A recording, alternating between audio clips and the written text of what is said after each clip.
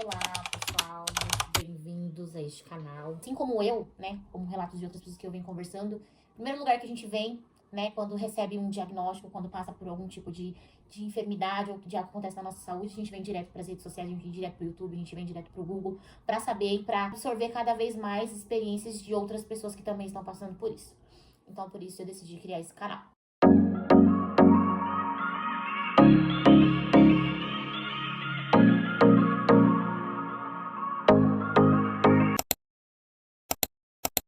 Eu me chamo Pamela, tenho 32 anos, sou casada, mãe de 3 filhos. Então aqui eu vou começar desde o começo. Quando foi o ano passado, 2024, no exato mês de fevereiro, eu comecei a sentir um formigamento nos meus pés e uma parestesia, né? Esse formigamento, ele ia... Passava um dia, passou 2 dias, passou 3 dias, passou 4 dias. Eu trabalhava com costura. Era assim, algo que eu exercitava muito, né? As minhas pernas, os meus pés, máquina industrial. Eu tava sentindo um desgaste muito grande e também sentindo essa parestesia e essa dormência, o formigamento nas pernas, que foi subindo. Começou nas solas dos pés e foi subindo. Subindo, subindo, eu comentando com pessoas, nossa, eu tô com um formigamento nas minhas pernas, nos meus pés que não passa. E agora, como se não bastasse, também tá ficando meio que dormente, né? Quando você toma anestesia, ela tá meio que voltando. Não é, gente, completamente sem sentir, né? Nem os pés, nem as pernas. Eu sabia que eles estavam ali, porém, algumas áreas, assim, era... Quando você fica muito tempo com o braço, assim, ou a perna que você dorme, depois você vai andar, tentar se movimentar, seja qual for a parte que você ficou ali dormente por aquele tempo, é esse sintoma mais ou menos que eu ia sentindo. E aí isso foi só aumentando, cada dia mais ia aumentando, até chegar na região mais ou menos da minha cintura. Quando chegou nessa região, eu falei, não, peraí, eu falei com meu esposo, eu falei, olha, eu literalmente tá só piorando, eu tô sentindo que eu toco em partes, assim, da região, assim, né, do meu abdômen, e eu não tô sentindo. E aí ele falou, não, isso não tá normal, a gente precisa procurar um médico. E daí a gente foi pro pronto-socorro, aqui mais próximo, na cidade vizinha que eu moro. Chegando lá, o médico fez os exames clínicos em mim, pediu pra me deitar na maca, e foi, né, fazendo os exames e perguntando qual que era tudo aquilo que eu tava sentindo. Conforme eu estava deitada assim, ele pegou uma caneta e passou na sola dos meus pés. Conforme ele passou aquela caneta na sola dos meus pés, eu não senti. Daí ele falou pra mim, bom, você tá sozinha? Tá com acompanhante? Não, meu esposo ele tá lá fora. Aí ele foi lá, chamou meu marido e disse pra ele, olha, a gente tem aqui, né, pelo todos os sintomas e tudo que ela vem me falando, tudo que foi relatado, e o exame clínico que eu fiz, a gente vai fazer exames mais aprofundados, tomografia, exames de sangue, por aí vai, pra saber o que que é. Mas a princípio aqui eu vejo um quadro de síndrome de Guillain-Barré.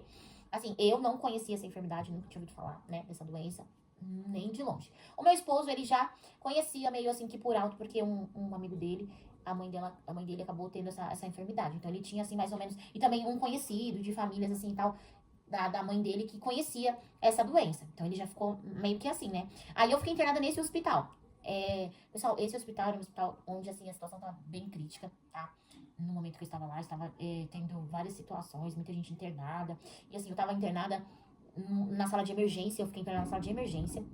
E assim, naquele momento que eu fiquei lá naquele lugar, como eu disse aqui pra vocês no início do vídeo, eu tenho 3 filhos, né? E um dos meus filhos, nessa época, o ano passado, ele tinha 1 ano e 2 meses. E ele ainda tava se alimentando do leite materno, ele ainda mamava, né, no peito. E não tomava nenhum tipo de leite ainda, fora que não fosse o aleitamento materno. Então, assim, foi bem difícil já ficar naquele momento ali. E aquela parestesia, como eu disse pra vocês, como eu estava amamentando, quem aí é mulher, mãe, sabe? Assim, o leite do peito, ele já estava meio que empedrando. Isso causa algumas dores. E eu não estava sentindo. Você via que a situação do leite estava bem empedrado já. Então, isso agravava mais a situação. E ficar naquele pronto-socorro, ele viu que não seria a melhor opção. Então, tem outra cidade, né, a qual tinha um hospital melhor e recursos melhores. É, Lá tinha nesse outro hospital, que é de uma outra cidade vizinha, tinha a tomografia. Meu esposo falou, não, vou te tirar daqui e vou te levar pra lá. Porque até, assim, alguns enfermeiros, algumas pessoas falaram assim, ó, na situação que ela tá, é melhor você tirar ela daqui e levar ela pra outro lugar. Porque ali eu olhava pra um lado, olhava pro outro, eu via pessoas em condições bem terríveis, e eu falei, não, a gente não pode ficar aqui. Aí meu esposo me tirou desse hospital e me levou pra um outro hospital. Chegando lá, já fui meio que uma carta de encaminhamento, né? E aí, fui imediatamente internada, fui fazer tomografia, fui fazer vários exames, só que a síndrome de Guillain-Barré, ela é uma doença a qual ela não é diagnosticada por tomografia, né? Ela é diagnosticada por um outro exame.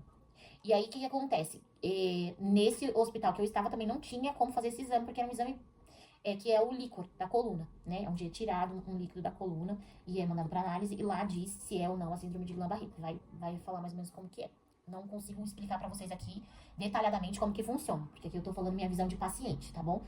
Aí, estando lá nesse hospital, graças a Deus, foi enviada ali uma ambulância de emergência que eu consegui ser transferida desse hospital que eu já estava, que era um pouco melhor, onde fiz tomografia, onde fiz exames de sangue, e ir diretamente para a UTI de um hospital regional aqui da onde eu moro. Fui transferida para esse hospital regional diretamente para a UTI. Fui parar diretamente na UTI, com os sintomas só avançando. Então, ali eu fui pra UTI, porque é um local onde a gente fica bem melhor assistido, é risco de queda, é risco de... A síndrome de Guillain-Barré, ela vai parando de uma maneira que ela pode parar o pulmão, você para de respirar e, consequentemente, vem a óbito e por assim diante. Então, a princípio, era a síndrome de Guillain-Barré. Cheguei, né, fui transferida de ambulância.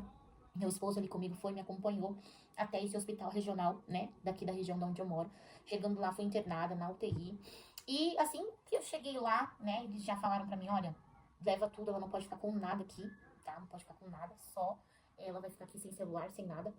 Ali eu já fiquei, assim, apavorada, né? Já fiquei, assim, em pânico. Falei, meu Deus, o que que tá acontecendo? Na manhã seguinte, veio um outro médico pra fazer o exame do líquor. Não desejo pra ninguém, um exame muito difícil. Pra mim foi difícil, né? Há casos de casa, pessoas que falam que não tanto, que não foi tanto, mas pra mim foi algo bem difícil. Que até hoje eu fico bem assustada que se o médico, todas as vezes que ele toca na hipótese de, vamos fazer aí eu falo, doutor, vamos tentar outro caminho para que não seja feito esse exame. Mas eu fiz esse exame do líquor que foi pré-determinante para descartar lá na frente, como eu vou falar para vocês, com acrescentar os outros exames que foram feitos à síndrome de Guillain-Barré. Então, quando esses sintomas que eu tava sentindo, eles só iam avançando e eles precisavam ser parados. Então, de primeiro eu fiz o exame do líquor, depois foi agendado já na UTI mesmo ali daquele hospital uma ressonância magnética. Mas o doutor que estava lá de plantão, o neurologista que estava lá, já falou assim, olha, a síndrome de Guillain-Barré é tratada com tal medicação, nós precisamos dessa medicação. Gente, uma medicação de muito alto custo. Eu fiquei internada, eu tomei essa medicação 5 dias, um vidrinho por dia, e esse vidrinho, ele tinha que correr durante 4 horas. Numa máquina, ela chama uma bombazinha. Depois tem alguns vídeos que eu coloquei aqui no canal que eu vou compartilhar com vocês também, que vocês vão ver melhor. Vai ser sempre essa bomba que é necessário aplicar essa medicação em mim. E aí, né, essa medicação foi bem difícil de conseguir lá, teve que ir atrás de cadastro do SUS e o cartão do SUS, né? Porque é uma medicação de alto custo. Cada vidrinho desse custava 24 mil reais. Eu fiquei durante uma semana tomando uma vez por dia um vidro que custava 24 mil reais. É a medicação que chama imunoglobulina, algo assim. E eu tomei essa medicação durante 5 dias. Foi, assim, o primeiro dia que eu tomei essa medicação já foi, né, dando uma melhora. Segundo dia, terceiro dia, já consegui voltar a andar normalmente. Parei de sentir as dormências, foi parando de sentir os formigamentos. Assim, de maneira leve, né? Mas algo que ficou até hoje como consequência em mim é o formigamento. Então, vira e mexe, conforme eu ando um pouco, quando eu paro, eu sinto formigamento. Vira e mexe, aí eu ando um pouquinho, paro, eu sinto formigamento. Vira e mexe, eu sinto uma dormência aqui, eu sinto uma dormência lá, mas assim, algo bem leve, não como foi daquela vez. Aí, aqui, vamos voltando aqui pra época. Tomei esse remédio, resumindo pra vocês, fiquei internada durante 5 dias, fiz ressonâncias, fiz vários exames. Então, pulsão lombar, ressonância magnética, tomografia, vários exames foram feitos. E aí, eu fui melhorando, saí da UTI, recebi alta da UTI, fui pro... Aí os médicos já foram... Então, pra mim, desde que eu fui internada, eu tava internada por uma síndrome de Guillain-Barré, tomei essa medicação, que foi muito cara. O pessoal no hospital falava, nossa... E graças a Deus, gente, aqui, abrindo um parênteses aqui pra compartilhar com vocês, que eu sempre vi a mão de Deus sobre a minha vida, desde o início até o dia de hoje, tá? Esse medicamento foi conseguido muito rápido. Eu cheguei lá na madrugada, no outro dia eu já comecei a tomar um remédio e já reverteu a situação, não avançou, né? Como eu disse pra vocês, chegou até aqui mais ou menos na altura do meu seio. Não avançou, não chegou em pulmão, não chegou, eu fiquei entubada, nada disso, graças a Deus, né? E aí eu fui pra um quarto, daí desse quarto depois recebi uma alta muito bem, andando, sem nada. A única coisa que eu tava sentindo a mais, do que eu não tinha sentido ainda desde quando fui internada, era que quando eu abaixava minha cabeça, assim, eu sentia um choque que descia do meu pescoço até a ponta dos meus pés. E aí, tudo bem. Recebi uma alta, né? O neurologista chegou pra mim e me deu uma alta. Falou assim, olha, você tá de alta, você já tá bem, já tá recuperada, mas você tem um retorno em junho. Isso foi eu recebi a alta em fevereiro. Você tem um retorno aliás, você tem um retorno daqui 30 dias, 60 dias com o nosso neuro aqui, né, do ambulatório médico, desse hospital, pra fazer, pra você fazer mais alguns exames e a gente te dá mais ou menos o que aconteceu e como que vai ser na sua vida. Tudo bem. Daí eu saí daquele hospital, né, com a alta médica e vou retornar minha vida normal. Resumindo pra vocês, da minha vida de fevereiro até abril, quando eu retornei no médico, ele me pediu alguns exames. Novamente uma ressonância magnética, novamente tomografia, novamente exames de ressonância magnética, fiz vários exames. Retornei em junho, doutor, e ele me deu o laudo, né, o diagnóstico. Ele fechou o diagnóstico. Você não teve síndrome de Guillain-Barré, você não teve nenhum tipo de problema na coluna, na cervical, na medula. Você tem esclerose múltipla. E aí, naquele momento foi bem difícil pra mim.